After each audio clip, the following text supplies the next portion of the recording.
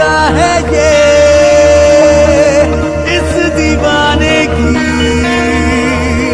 मौत भी ना जिसे रोक पाएगी।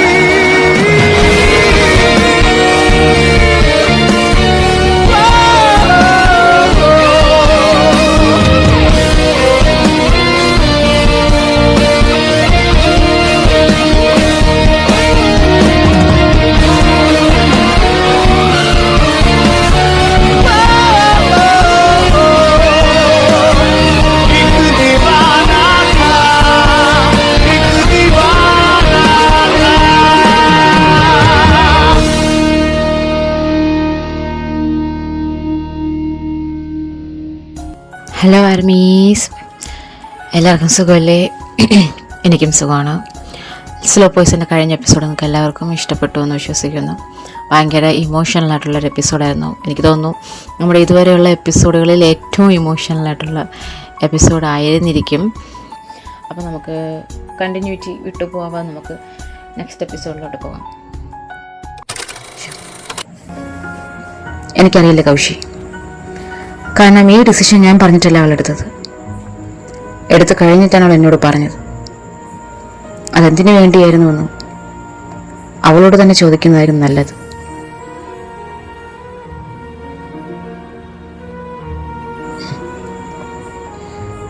എന്തൊക്കെയായാലും അതിന് വ്യക്തമായ ഒരു ഉത്തരം കിട്ടാതെ എനിക്കൊരിക്കലും ഇത്ര അക്സെപ്റ്റ് ചെയ്യാൻ കഴിയില്ല. ഇനി ചിലപ്പോൾ അതിനൊരു ഉത്തരം തന്നാലും അതിപ്പോൾ ഉള്ള സാഹചര്യത്തിൽ സാധുവായിരിക്കുമെന്ന് എനിക്ക് തോന്നുന്നില്ല. കാരണം എനിക്ക് എൻ്റെ സുഹൃത്തിനെ വിഷമിപ്പിക്കാൻ കഴിയില്ല. ഇനി ഇതൊന്നുമില്ല എങ്കിൽ അവനായിട്ട് എന്നോട് പറയണം, അവനും ഇത്രയേ വേണ്ട എന്ന്.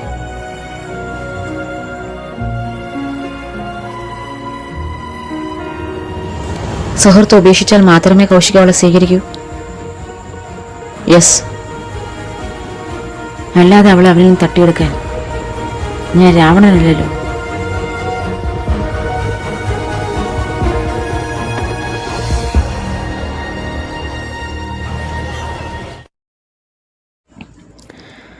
കൗശി എടുത്താൽ പൊങ്ങാത്ത ഡയലോഗൊക്കെ അടിച്ചെങ്കിലും അവൻ അവിടെ നിന്ന് ഇറങ്ങിയിട്ട് നേരെ ചെന്നത് മിത്ര അഡ്മിറ്റ് ആയിട്ടുള്ള ഹോസ്പിറ്റലിലാണ്. അവിടെ ഇപ്പോൾ അവളുടെ അടുത്ത് ആരും ഉണ്ടാകില്ല എന്നവനറിയാം. അവൾ തനിച്ചായിരിക്കുമെന്ന് കരുതി അവൻ അവളുടെ അടുത്തേക്ക് ചെന്നു. പക്ഷേ അവിടെ കൗശികിൻ്റെ ഭാഷയിൽ പറഞ്ഞാൽ അവളുടെ അടുത്തിരിക്കാൻ ഏറ്റവും അർഹനായിട്ടുള്ള വ്യക്തി തന്നെ അടുത്തിരിപ്പുണ്ടായിരുന്നു. റിക്കിയെ കണ്ടതും അവൻ അകത്തേക്ക് കയറാതെ മടിച്ചു നിന്നു. നീ എന്തിനാ മിത്ര ഇങ്ങനെ ചെയ്തത്? എന്തിനു വേണ്ടിയിട്ടാ? നിനക്ക് എന്തെങ്കിലും വിഷമം ഉണ്ടെങ്കിൽ അത് എന്നോട് തുറന്നു പറയാൻ ഞാൻ ആവശ്യപ്പെട്ടതല്ലേ. നിനക്ക് എന്താ പ്രശ്നം മിത്ര? അല്ലെങ്കിൽ തന്നെ എന്തെങ്കിലും പ്രശ്നം ഉണ്ടെങ്കിൽ അതിന് ഇതാണോ പരിഹാരം? നിനക്കെന്തെങ്കിലും സംഭവിച്ചിരുന്നെങ്കിലോ? എനിക്കെന്തെങ്കിലും സംഭവിച്ചാലും അതിലാർക്കാ നഷ്ടം? എനിക്ക് നഷ്ടമുണ്ട്. നഷ്ടം എനിക്കുണ്ട്. ഇനി മേലെ നീ ഇങ്ങനെ ചിന്തിക്കുക കൂടി ചെയ്യരുത്. ഞാൻ ഇവിടെയാണെന്ന് ആരാ പറഞ്ഞത്? ആരാ പറയാൻ? നിന്നെ വിളിച്ചിട്ട് കിട്ടാത്തതുകൊണ്ട് ഞാൻ നിന്റെ ഫ്ലാറ്റിലേക്ക് ചെന്നിരുന്നു. അവിടെയുള്ള മറ്റു ഫ്ലാറ്റുകാരാ പറഞ്ഞത് നീ ഈ ഹോസ്പിറ്റലിലാണെന്ന്. ഞാൻ കരുതി കൗശിക്ക് പറഞ്ഞായിരിക്കും. അവൻ അറിഞ്ഞിട്ട് കൂടി ഉണ്ടാകില്ല. ശരി, നിനക്കിവിടെ കൂട്ടിനാരാ ഉള്ളത്? ഇപ്പം ആരുമില്ല. ശരി, വിഷമിക്കണ്ട, ഞാനിവിടെ കാണും. അത് റിക്കിക്ക് ബുദ്ധിമുട്ടാകില്ലേ? ഒരു ബുദ്ധിമുട്ടുമില്ല. പപ്പയും മമ്മി ഇപ്പോൾ വരും. പിന്നെ അവരുണ്ടാകും നിനക്ക് കൂട്ടിന്. അത് കേട്ടതും കൗശി അവിടെ നിന്ന് പിൻവാങ്ങി. ഇനി അവിടെ തൻ്റെ ആവശ്യമില്ല എന്നവന് മനസ്സിലായി. ഇത്തിരി നിരാശയോടെ കൂടിയാണ് അവൻ അവിടെ നിന്ന് മടങ്ങിയത്. വീട്ടിൽ തിരികെ എത്തിയ കൗശിക്കിന് മനസ്സിന് അത്ര സുഖമില്ലായിരുന്നു. അവൻ അന്ന് ഓഫീസിൽ പോകാതെ ലീവ് എടുത്തു. ആദിശേഷിന് സുഖമില്ല എന്നൊരു മെസ്സേജ് ഇട്ടിട്ടു. അവൻ ഫോൺ ബെഡിലേക്ക് വലിച്ചെറിഞ്ഞു. എന്നിട്ട് അവനും ബെഡിലേക്ക് വീണു.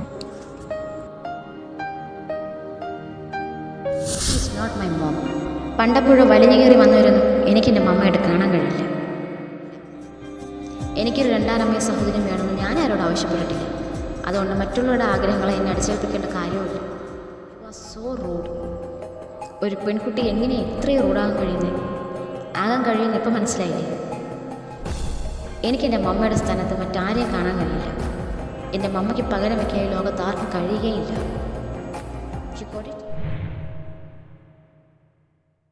ഇഗ്നോറൻസ് കാരണം ഞാൻ അത്രത്തോളം വേദനിക്കണമെന്ന് അറിയാം. ഇവൻ ഈ ഭൂമിയിൽ ജീവിച്ചിരിക്കുന്ന ഒരു മനുഷ്യജീവന് വേണ്ടി ഇനി കണ്ണീർ പൊഴിക്കില്ലെന്ന് തീരുമാനിച്ച ഞാൻ തനിക്ക് വേണ്ടി എത്ര രാത്രികൾ കരഞ്ഞിട്ടുണ്ടെന്നറിയോ? തനിക്ക് വേണ്ടി എത്ര രാത്രികൾ എന്നെ തലേന്ന് കണ്ണീർ കുത്തിട്ടുണ്ടെന്നറിയോ? ഇല്ല, തനിക്കറിയില്ല. അല്ലെങ്കിൽ ഈ മിത്രയ്ക്ക് വേണ്ടി സങ്കടപ്പെടാനും കണ്ണീർ പൊഴിക്കാനും ഈ ലോകത്ത് ആരുമില്ല കൗശി. അവർക്ക് എന്നെ വേദനിപ്പിക്കും, ഇൻസൾട്ട് ചെയ്യാം, വാക്കുകൾ കൊണ്ടും പ്രവൃത്തികൾ കൊണ്ടും. അതിനവർക്ക് ലിമിറ്റില്ല. പക്ഷെ അത് മറികടന്ന് നിന്നിലേക്ക് എത്തിയാൽ ലിമിറ്റേഷൻസും ഉണ്ടാകും, പ്രത്യാഘാതങ്ങളും ഉണ്ടാകും. അതൊരിക്കലും നിന്നെ പ്രൊട്ടക്റ്റ് ചെയ്യാനല്ല. It's a warning. താൻ എനിക്ക് എത്രത്തോളം ഇമ്പോർട്ടൻ്റ് ആണെന്നുള്ള warning.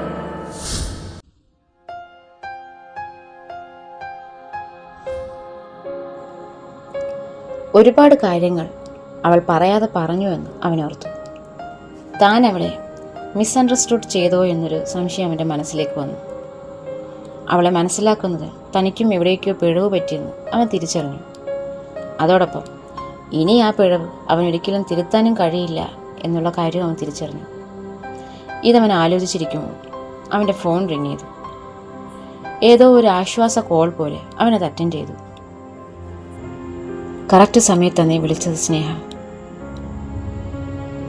I think I have made a mistake.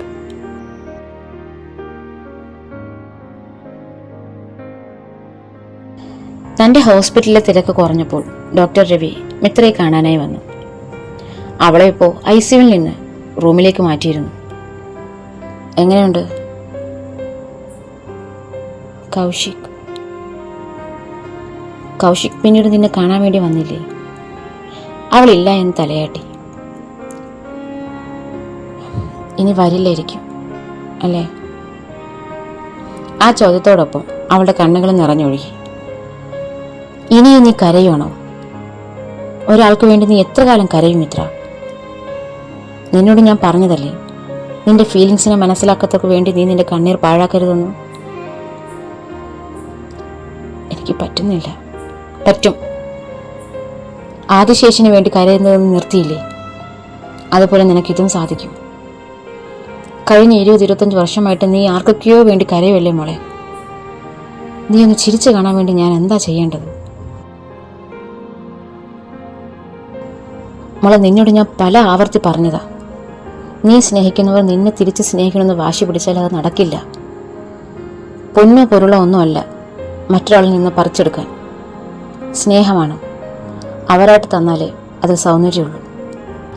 അങ്ങനെ തരാൻ നിനക്ക് വേണ്ടി ഒരാളുള്ളപ്പോൾ നീ എന്തിനാ നിന്നെ തിരിഞ്ഞു വീഴും നോക്കാത്ത ആളുടെ പിന്നാലെ പോകുന്നേ? ഞാൻ ഋത്തിക്കിനെ ഉദ്ദേശിച്ചത്. കൗശിക്കിന് വേണ്ടി കരഞ്ഞ് കണ്ണ് കലങ്ങിയത് കാരണമാണ് നിനക്ക് ഋത്തിക്കിനെ കാണാൻ കഴിയാതെ പോകുന്നത്. നീ ആർക്ക് വേണ്ടിയാണോ ഇങ്ങനെ ചെയ്തത്, അയാൾ ഇവിടെ ഇല്ല.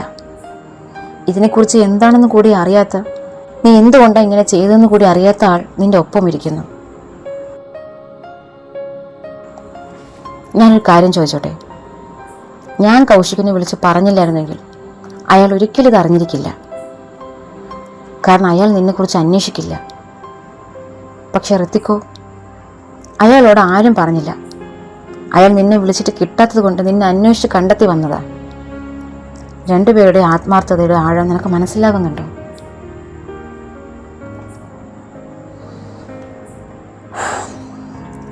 ഞാനിങ്ങനെ പറഞ്ഞു എന്ന് കരുതി ഉടനെ കൗശികിനെ മനസ്സിൽ നിന്ന് എടുത്തു കളഞ്ഞിട്ട് അവിടെ ഋത്തിക്കിനെ പ്രതിഷ്ഠിക്കണമെന്നല്ല ഞാൻ ഉദ്ദേശിച്ചത്.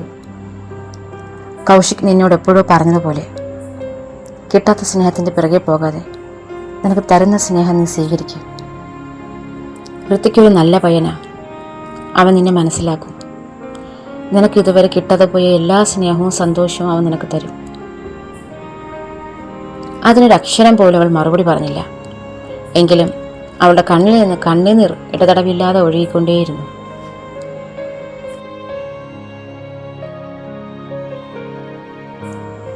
എന്നാൽ കൗശികിന്റെ കാര്യത്തിൽ ഡോക്ടർ രവി പറഞ്ഞതല്ല റിയാലിറ്റി.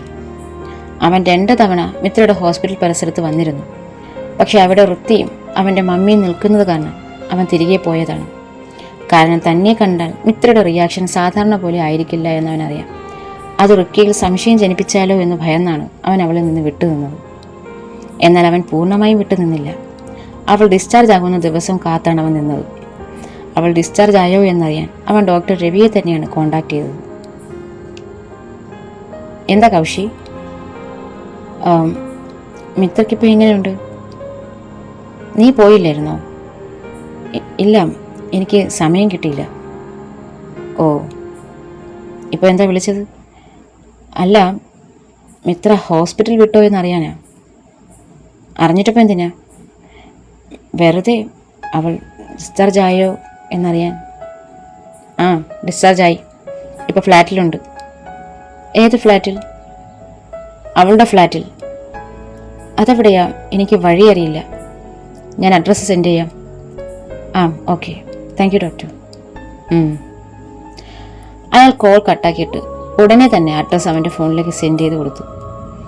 അഡ്രസ്സ് കിട്ടിയതും ഉടനെ തന്നെ കൗശിക് അവിടേക്ക് പുറപ്പെട്ടു. അഡ്രസ്സ് നോക്കി ഫ്ലാറ്റ് തിരഞ്ഞു കണ്ടുപിടിച്ച് ഡോർബെൽ അമർത്തി അവൻ മിത്രയ്ക്ക് വേണ്ടി കാത്തിരുന്നു. പ്രതീക്ഷിച്ചതുപോലെ മിത്ര തന്നെയാണ് വന്ന് ഡോറ് തുറന്നത്.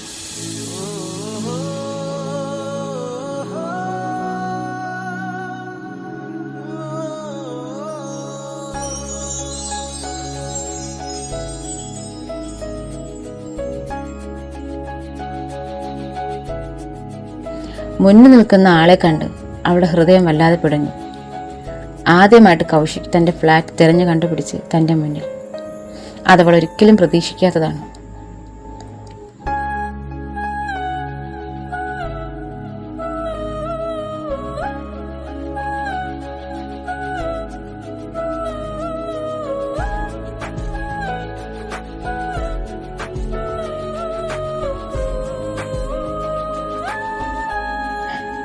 കൗശി,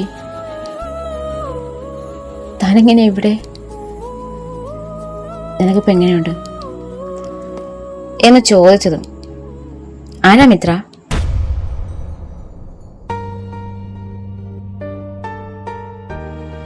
ഹേയ് കൗശി, നിന്നെ ഞാൻ കണ്ടില്ലല്ലോ എന്ന് ആലോചിച്ചിരിക്കുവായിരുന്നടാ. നീ ഇന്നാണോ മിത്രയുടെ കാര്യം അറിഞ്ഞത്? അല്ല, ഞാൻ നേരത്തെ അറിഞ്ഞു.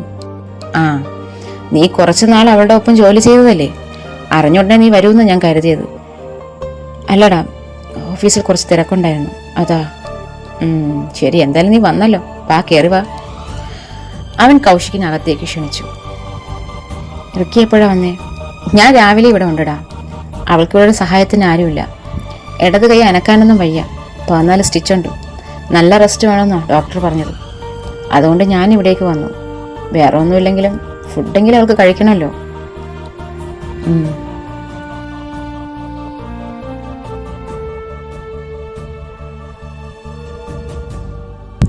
താൻ അവിടേക്ക് വന്നത് ഒരധികപ്പറ്റയതുപോലെ കൗശിക്കിന് തോന്നി. അപ്പൊ ശരിയടാ, ഞാൻ ഇറങ്ങുക. ഇറങ്ങാനോ? എന്തു പറ്റിയടാ? നിനക്ക് പോയിട്ടെങ്കിൽ അത്യാവശ്യമുണ്ടോ? നീ ഇപ്പൊ വന്ന് കയറിയതല്ലേ ഉള്ളൂ. അല്ല, ഞാൻ വെറുതെ വന്നതാ.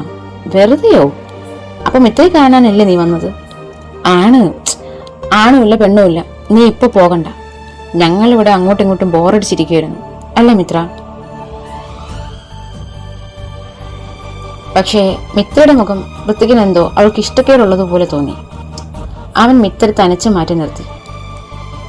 മിത്ര, എനിക്കറിയാം തനിക്ക് കൗശിക്കിന്റെ സാന്നിധ്യം അത്ര ഇഷ്ടപ്പെടില്ല എന്ന്. പക്ഷേ അവനും കൂടെ ഉണ്ടെങ്കിൽ ആ ഒരു ബോറടി മാറിക്കിട്ടൂടാ. അറ്റ്ലീസ്റ്റ് എനിക്കെങ്കിലും ബോറടിക്കാതിരിക്കുമല്ലോ. അവനെ ഞാൻ ശ്രദ്ധിച്ചോളാം. തനിക്ക് എന്തെങ്കിലും ബുദ്ധിമുട്ടില്ലല്ലോ?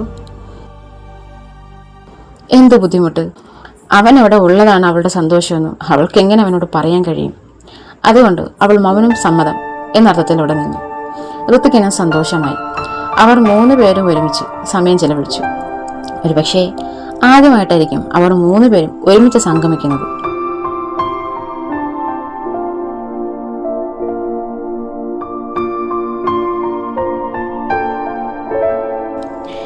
കൗശിക്കിന്റെ മിത്രയുടെയും ഉള്ളിൽ 1000 തിരമാലകൾ ഒരുമിച്ച് തിരയിളകുന്നുണ്ടെങ്കിലും അതെല്ലാം ഋത്തിക്കുന്ന ഒരൊറ്റ നൂലിൽ കെട്ടി ഇരുവരും അപരിചിതരെ പോലെ പെരുമാറി. ഋത്തിക്കും കഥയറിയാതെ അവരുടെ മൗന നാടകത്തിൽ അവനും ഒരു കഥാപാത്രമായി.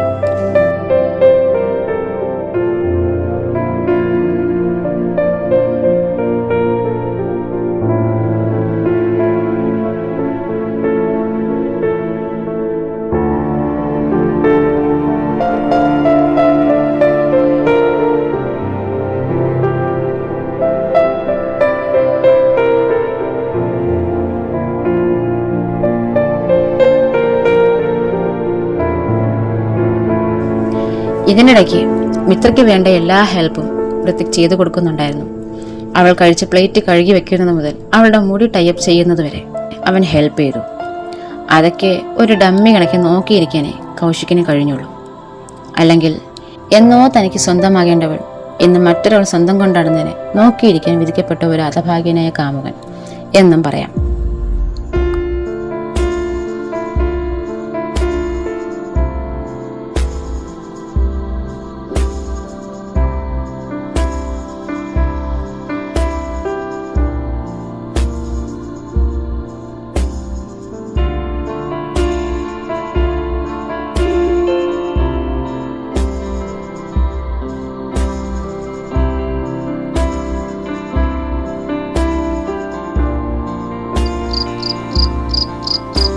സമയം ഇരുട്ടുന്നതുവരെ കൗശിയും റിക്കിയും അവിടെ ചെലവഴിച്ചു. രാത്രിയായപ്പോൾ കൗശി അവിടെ നിന്ന് പോകാനിറങ്ങി. നീ ഇറങ്ങുവാണോ? ആ. നീയോ? ആ, ഞാനും. അപ്പോൾ രാത്രിയിലെ കൂട്ടിനുള്ളത് ആരുമില്ല. ഞാൻ പറഞ്ഞതാ രാത്രി കൂടി ഞാൻ സ്റ്റേ ചെയ്യാമെന്ന്. അയാൾ വേണ്ടാന്ന് പറഞ്ഞു. വേണ്ട ഋത്തിക് ഇത്ര നേരം ഇവിടെ ചെലവഴിച്ചത് തന്നെ വലിയ കാര്യമാണ്. ഇനി ഇവിടെ നിൽക്കാൻ പറയുന്നത് ശരിയല്ല. ഋത്തിക് പൊയ്ക്കോളൂ. രാത്രി ഇവിടെ പ്രത്യേകിച്ച് പരിപാടിയൊന്നുമില്ലല്ലോ. രാത്രി എനിക്കും പ്രത്യേകിച്ച് പരിപാടിയൊന്നും ഇല്ലടോ. ഞാനിവിടെ സ്റ്റേ ചെയ്തോട്ടെ. വേണ്ട ഋത്തിക്. ഓക്കെ, വേണ്ടെങ്കിൽ വേണ്ട. അപ്പം ഞങ്ങൾ ഇറങ്ങട്ടെ. ആ പിന്നെ ഋത്തിക്കിനോട് എനിക്കൊരു കാര്യം പറയാനുണ്ട് എന്ന് പറഞ്ഞ് മിത്ര അവനെ തനിച്ച് വിളിച്ചു. എന്താ? എനിക്കറിയാം തനിക്ക് കൗശിക്കിൻ്റെ മുമ്പിൽ തരാൻ ബുദ്ധിമുട്ടുണ്ടെന്ന്. തന്നോളൂ.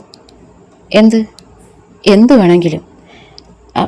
അല്ല, ഞാനൊന്നും തരാനല്ല, ഒരു കാര്യം പറയാനാ വിളിച്ചത്. എന്താ? അത് ഞാനന്ന് കൗശിക്കിനെ കുറിച്ച് പറഞ്ഞ കാര്യമില്ലേ? എന്ത്? അത് ഐ തിങ്ക് എനിക്ക് കൗശിക്കിൻ്റെ കാര്യത്തിൽ ചെറിയൊരു തെറ്റിദ്ധാരണ സംഭവിച്ചു. കൗശിക് ഞാൻ വിചാരിച്ചതുപോലെ അത്ര മോശമൊന്നുമല്ല. He's a gentleman. യെസ്, ഇതല്ലേ ഞാനും ഒന്ന് പറഞ്ഞത് തനിക്ക് തെറ്റുപറ്റിയതാന്ന്. ഓക്കെ, അപ്പോൾ ഇത് പറയാനാണോ ഇങ്ങോട്ടേക്ക് വിളിച്ചത്? യാ. അപ്പോൾ ഞാൻ പോട്ടെ. എന്തെങ്കിലും തരാനുണ്ടോ? എന്ത്? ഇത്.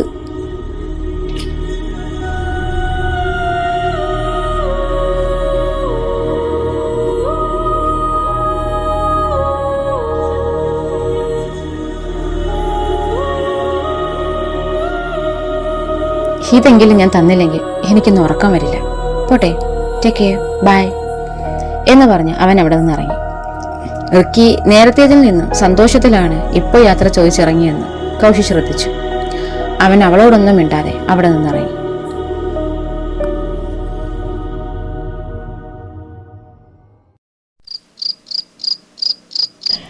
എല്ലാവരും പോയി കഴിഞ്ഞപ്പോൾ മിത്രയ്ക്ക് ശരിക്കും ഒരു ലോൺനെസ് ഫീൽ ചെയ്തു. ഇത്ര നാളും തനിച്ചിരുന്നിട്ട് താൻ തനിച്ചാണ് എന്നൊരു തോന്നൽ അവൾക്ക് ഉണ്ടായിട്ടില്ല. പക്ഷേ ഇപ്പോൾ കുറച്ചു നേരത്തെങ്കിലും ആ ഫ്ലാറ്റിൽ ഒരു ആളനക്കം ഉണ്ടായിരുന്നു. അത് പെട്ടെന്ന് ഇല്ലാതായപ്പോൾ അവൾക്കൊരു ശൂന്യത അനുഭവപ്പെട്ടു. ഋത്തിക് ചോദിച്ചപ്പോൾ അവനോട് നിൽക്കാൻ പറയാനുള്ളതായിരുന്നു എന്ന് അവൾക്ക് തോന്നി. അവൾ കുറച്ചു കഴിഞ്ഞ് ഒരു ഗ്ലാസ് കോഫി എടുത്ത് ഹാളിലേക്ക് വന്നു. അത് മേശപ്പുറത്ത് വച്ചിട്ട് കുടിക്കാൻ വേണ്ടി അവൾ ഓർക്കാതെ ഇടത് കൈയോടെടുത്തു. സ്റ്റിച്ചിട്ട കയ്യിൽ ഭാരം നിൽക്കാതെ ആ ഗ്ലാസ് നിലത്ത് വീണ് പൊട്ടി. ആ സെയിം ടൈം തന്നെ പുറത്ത് ഡോർ ബെല്ല് മുഴങ്ങുന്ന ശബ്ദവും കേട്ടു. അവൾ അത് ആരാണെന്നറിയാൻ നേരെ ചെന്ന് ഡോറ് തുറന്നു.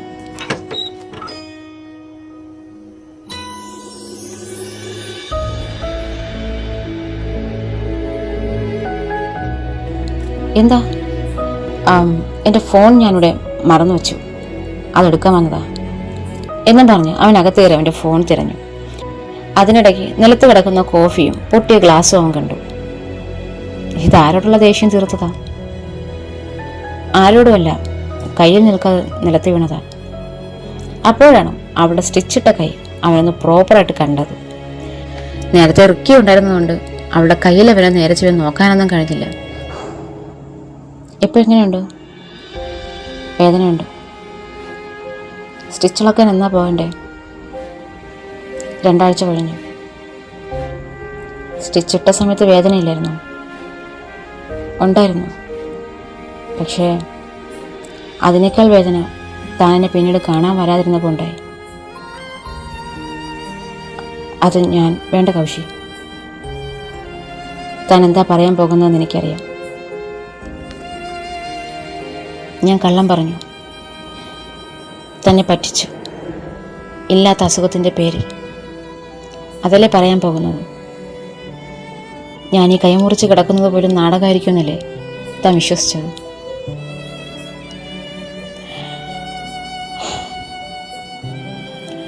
ഒരുപക്ഷെ ഡോക്ടർ രവി തന്നെ വിളിച്ചറിയിച്ചില്ലായിരുന്നെങ്കിൽ താനിത് അറിഞ്ഞിരിക്കുകയില്ല, ആദിശേഷനെ പോലെ അല്ലേ?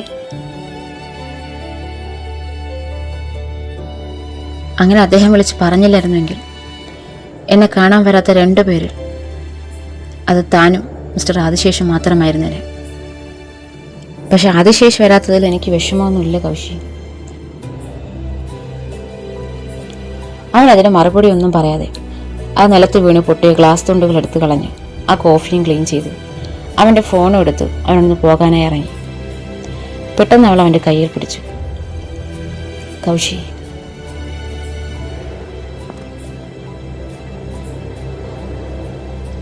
ഈ വീട്ടിൽ എനിക്കിതുവരെയും ഒരു ഒറ്റപ്പെടൽ തോന്നിയിട്ടില്ല. പക്ഷേ ഇന്ന് ആദ്യമായിട്ട് എനിക്കൊരു ഏകാന്തത ഫീൽ ചെയ്യുന്നു. തനിക്ക് ഇന്നൊരു രാത്രി ഇവിടെ സ്റ്റേ ചെയ്തൂടെ? പ്ലീസ്. അത് നിന്നോട് ഋത്തിക് നേരത്തെ ചോദിച്ചതല്ലേ ഇന്നിവിടെ സ്റ്റേ ചെയ്യണമെന്ന്? അപ്പോൾ നീ എന്താ വേണ്ടെന്ന് പറഞ്ഞത്? എനിക്ക് ആ സമയത്ത് അങ്ങനെ പറയാനാ തോന്നിയത്. പക്ഷെ പിന്നീട് അങ്ങനെ പറയണ്ടായിരുന്നു തോന്നി. അതാ ഞാനിപ്പോൾ തന്നോട് ചോദിച്ചത്. No, I have to go. എനിക്ക് പോയിട്ട് കുറച്ച് ജോലിയുണ്ട്. ഇന്നത്തെ ഓഫീസ് വർക്കൊക്കെ പെൻഡിങ് ആണ്. സോ ഓക്കെ, താൻ പൊയ്ക്കോ. അവൻ പോകാൻ തിരിഞ്ഞതും 1 മിനിറ്റ് കൗശി എന്ന് പറഞ്ഞ് അവൾ അവനെ ഇറുകെ ഒന്ന് ഹഗ് ചെയ്തു.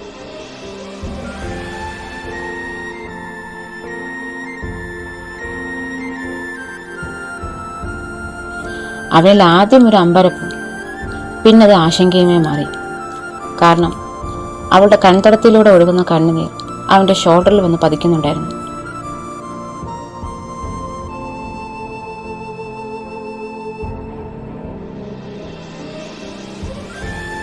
അതിൽ അവന് ആശങ്ക ഉണർത്തി. എന്നാൽ പോലും അവളെ ഒന്ന് ആശ്വസിപ്പിക്കാൻ വേണ്ടി അവൻ്റെ കൈകൾ ഉയർന്നില്ല. കാരണം തൻ്റെ സുഹൃത്തിൻ്റെ പെണ്ണാണ് മിത്ര. അവളെ തൊടാൻ അവന് അനുവാദമില്ല.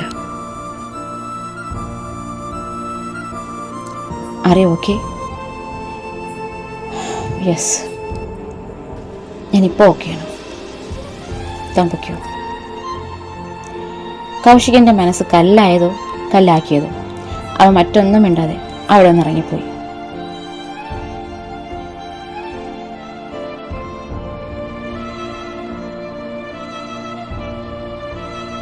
പക്ഷേ മിത്ര കൗശിക്കായതുകൊണ്ടല്ല അവിടെ സ്റ്റേ ചെയ്യാൻ പറഞ്ഞത്. ഒരു പക്ഷേ അത് ഋത്തിക്കായിരുന്നെങ്കിൽ കൂടി അവൾ അങ്ങനെ തന്നെ പറഞ്ഞേനെ.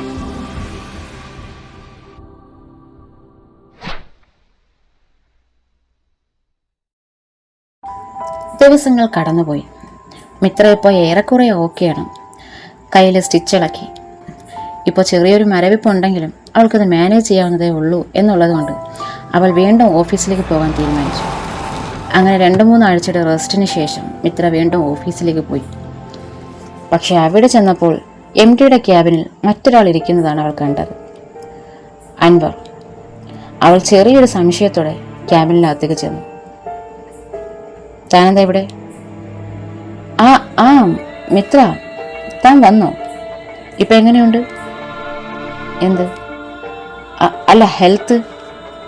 അത് ഞാൻ ഇവിടെ വന്നപ്പോഴാണോ ചോദിക്കാൻ തോന്നിയത്? അല്ല, ഞാൻ തിരക്കായിപ്പോയി. കണ്ടില്ലേ? എന്ത്? അല്ല, ഞാനിപ്പോൾ ആ പഴയ ഫ്ലോർ മാനേജർ അല്ല, ഇപ്പോൾ ഈ കമ്പനിയുടെ MD. അപ്പോൾ അതിൻ്റെ തിരക്ക് ഞാൻ മിത്രയ്ക്ക് പറഞ്ഞു തരേണ്ടതില്ലല്ലോ. ഓ, താനാണോ ഇപ്പോൾ ഈ കമ്പനിയുടെ MD? അപ്പം ഞാനാരാ? അതിനെക്കുറിച്ച് എനിക്കറിയില്ല. ചെയർമാനാ എനിക്ക് ഈ പൊസിഷൻ തന്നത്, മിത്ര ഇല്ലാതിരുന്നതുകൊണ്ട്. യെസ്, മിത്ര ഇല്ലാതിരുന്നപ്പോൾ. ഇപ്പോൾ മിത്ര വന്നല്ലോ, അപ്പം മിസ്റ്റർ അൻവർ മാറണമല്ലോ, അതല്ലേ മര്യാദ. അല്ല മിത്ര, സാർ പറയാതെ എനിക്ക് മാറാൻ കഴിയില്ല. മനസ്സിലായില്ല? ഐ മീൻ, സാറാണ് എന്നെ ഇവിടെ ഇരുത്തിയത്. സോ സാർ പറഞ്ഞാലും ഞാനിവിടെ നിന്ന് മാറും. ഓ, അപ്പോൾ കാത്തിരിക്കുകയായിരുന്നു സാറും സാറിൻ്റെ കിങ്കരനും. മിത്ര എപ്പോൾ ചാവും കട്ടിലൊഴിയുമെന്നു അല്ലേ? തന്നെ ഞാനിവിടെ ഇരുത്തി തരാം. പക്ഷെ അതിനു മുന്നേ തന്നെ ഇവിടെ ഇരുത്തിയാളെ എനിക്കൊന്ന് കാണണം എന്ന് പറഞ്ഞു അവൾ അവിടെ നിന്ന് ഇറങ്ങി.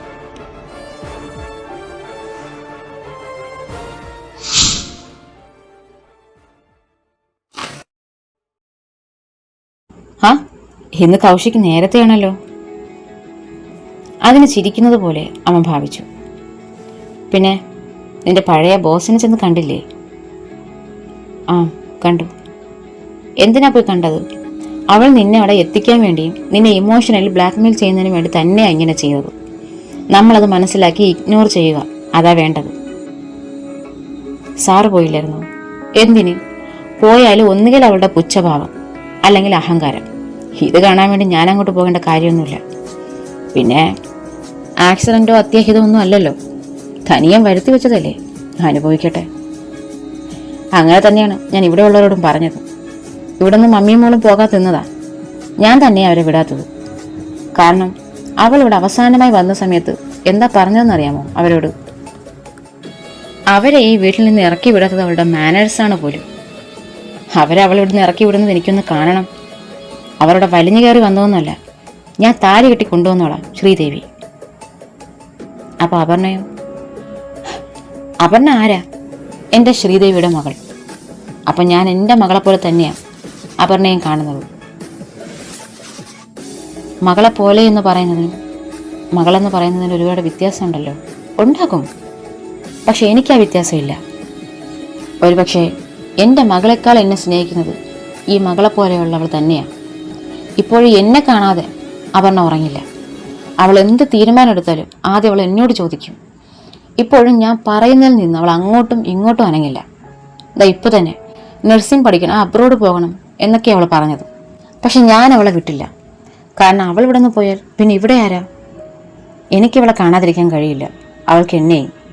അതുകൊണ്ട് ഞാൻ അവളെ വിട്ടില്ല. അവളും എതിർപ്പൊന്നും പറഞ്ഞില്ല. അതാണ് മിത്രയും അപ്പവും തമ്മിലുള്ള വ്യത്യാസം. അല്ലെങ്കിൽ തന്നെ നഴ്സ് അബ്രോഡ് എന്നൊക്കെ പറഞ്ഞ് അവൾ പോയി കഴിഞ്ഞാൽ പിന്നെ ഇവിടുത്തെ കാര്യം ആരും നോക്കും? ഇക്കണ്ട ബിസിനസ്സൊക്കെ ഞാൻ പോയി കഴിഞ്ഞാൽ പിന്നെ നോക്കി നടത്തേണ്ടത് അവളല്ലേ. എനിക്കിനി പ്രതീക്ഷ അവളിൽ മാത്രമേ ഉള്ളൂ. ഞാനൊരു സംശയം ചോദിച്ചോട്ടെ? മിത്ര സാറിൻ്റെ മകൾ തന്നെയാണോ? അതും എനിക്ക് സംശയമുണ്ട്. അയാൾ അതും പറഞ്ഞിരിക്കുമ്പോൾ മിത്ര അവിടേക്ക് വന്നു.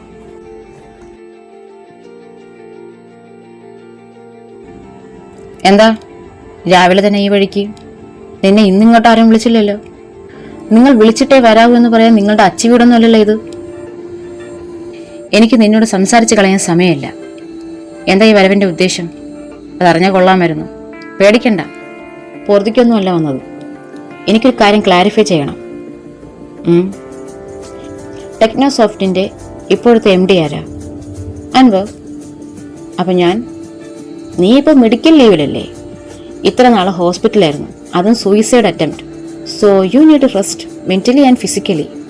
സോ ആ ഒഴിവ് ഞാൻ അൻവറിനെ കൊണ്ട് നികത്തി. ആ നികത്തൽ ടെമ്പററി ആണോ പെർമനൻ്റ് ആണോ എന്നാണ് എനിക്കറിയേണ്ടത്. ടെമ്പററി ആണ് ഞാൻ ഉദ്ദേശിച്ചത്. But he is doing well. ഞാൻ പ്രതീക്ഷിച്ചതിൽ നന്നായി അവൻ ചെയ്യുന്നുണ്ട്. സോ അവനെ പെർമനന്റ് ആക്കിയാലോ എന്നാ ഞാനും ആലോചിക്കുന്നു. നിങ്ങളുടെ വൃത്തികെട്ട ബിസിനസ് ബ്രെയിൻ എനിക്കെതിരെ പ്രവർത്തിക്കുമെന്ന് എനിക്കറിയാം. കാരണം ഞാൻ ഇന്നലെയല്ലോ നിങ്ങളെ കാണാൻ തുടങ്ങിയത്. പക്ഷെ ആ ബ്രെയിൻ എനിക്കെതിരെ ഏൽക്കില്ല എന്ന് പറയാനാണ് ഞാൻ വന്നത്. നിങ്ങളുടെ അട്ടിപ്പേർ അവകാശത്തിൽ നിന്ന് ഭിക്ഷയായിട്ട് തന്നതല്ല MD സ്ഥാനം. അറിയാലോ ആ MD സ്ഥാനം വന്ന വഴി. എന്നിൽ നിന്നത് എടുത്തു മാറ്റാനാണ് പ്ലാനെങ്കിൽ എനിക്കും ചില തീരുമാനങ്ങൾ മാറ്റേണ്ടി വരും. ഒരൊറ്റ ഫോൺ കോൾ മതി നിങ്ങൾ കെട്ടിയുയർത്തി ഈ മോഹക്കോട്ടകൾ ചീട്ടുകൊട്ടാരം പോലെ തകരാൻ. കാണണോ? മിത്ര, നീ എന്തിനെങ്ങനെ എഴുതാപ്പുറം വായിക്കുന്നേ? ലുക്ക്, ഈ ഒരു MD സ്ഥാനം കൊണ്ട് മാത്രം ഉപജീവനം നടത്തേണ്ടതൊന്നും അല്ല. നീ വിചാരിച്ചാൽ എൻ്റെ ഈ കമ്പനിയിലെ ഇൻവെസ്റ്റർ ആകാം, നിനക്കും ഈ കമ്പനിയുടെ പാർട്ട്ണർ ആകാം. പിന്നെ എന്തിനാ MD സ്ഥാനത്തിന് വേണ്ടി ഇങ്ങനെ കടിച്ചു തൂങ്ങുന്നേ? പിന്നെ ശരിയാ, നമ്മൾ തമ്മിലുള്ള ഡീലിന്റെ അടിസ്ഥാനത്തിൽ തന്നെയാണ് നിനക്ക് ആ MD സ്ഥാനം ഞാൻ തന്നത്. അതിനുള്ള ബെനിഫിറ്റ് നിനക്ക് കിട്ടുകയും ചെയ്തല്ലോ എന്ന് പറഞ്ഞ അയാൾ കൗശികനെ നോക്കി. നിന്നെ അവളുടെ അടുത്ത് എത്തിക്കാനാ അവൾ ഈ MD സ്ഥാനം ചോദിച്ചത്. അല്ലാതെ നിന്നെ എങ്ങനെയാ ഇവിടെ എത്തിക്കേണ്ടതെന്ന് അവൾക്ക് അറിയില്ലായിരുന്നു. ശരിയല്ലേ മിത്ര?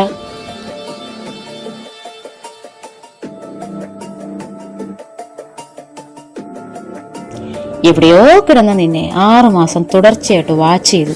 നീ എന്ത് പഠിച്ചു, എവിടെ പഠിച്ചു എന്നൊക്കെ മനസ്സിലാക്കി, നിനക്ക് വേണ്ടി ഇല്ലാത്ത ഒഴിവുണ്ടാക്കി, നിന്റെ അഡ്രസ്സ് കണ്ടുപിടിച്ച് ഞാൻ പോലും അറിയാതെ നിനക്ക് ഇവിടെ നിന്ന് ഇന്റർവ്യൂ ലെറ്റർ അയച്ച് നിന്നെ ഇവിടെ എത്തിച്ച് നിന്നെ ഭീഷണിപ്പെടുത്തി നിന്നെ അവളുടെ PA ആക്കിയെങ്കിൽ കൗശിക്ക് എനിക്കാണോ ഗ്രൂപ്പ് മൈൻഡ് അതോ ഇവൾക്കാണോ?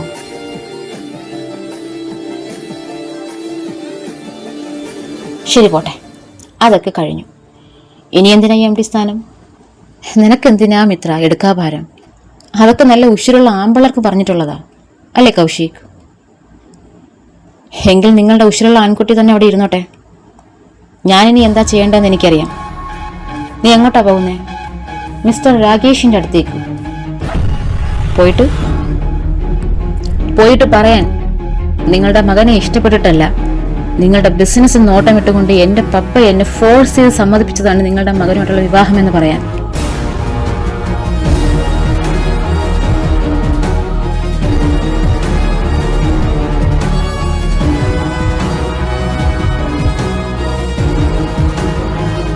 ഒരു മകളുടെ ബലഹീനതയെ ചൂഷണം ചെയ്തതാണ് എൻ്റെ പപ്പ എന്ന് പറയാൻ. എനിക്കിപ്പോഴും നിങ്ങളുടെ മകനെ ഇഷ്ടമുണ്ടായിട്ടല്ല, ഇങ്ങനെ ഒരു വാക്ക് ഞാൻ എൻ്റെ പപ്പയ്ക്ക് കൊടുത്തു പോയത് കാരണം ആ ബന്ധത്തിൽ നിന്ന് രക്ഷപ്പെടാൻ കഴിയുന്നില്ല എന്ന് പറയാൻ. പിന്നെ പോകുന്നത് നേരെ ഋത്തിക്കിനോടാ. അയാളോട് ഞാൻ പറയും, തന്നെ എനിക്കൊരിക്കലും സ്നേഹിക്കാൻ കഴിയില്ല, കാരണം എൻ്റെ മനസ്സ് ഞാൻ മറ്റൊരാൾക്ക് പണയപ്പെടുത്തി കഴിഞ്ഞുവെന്നു. മിത്ര,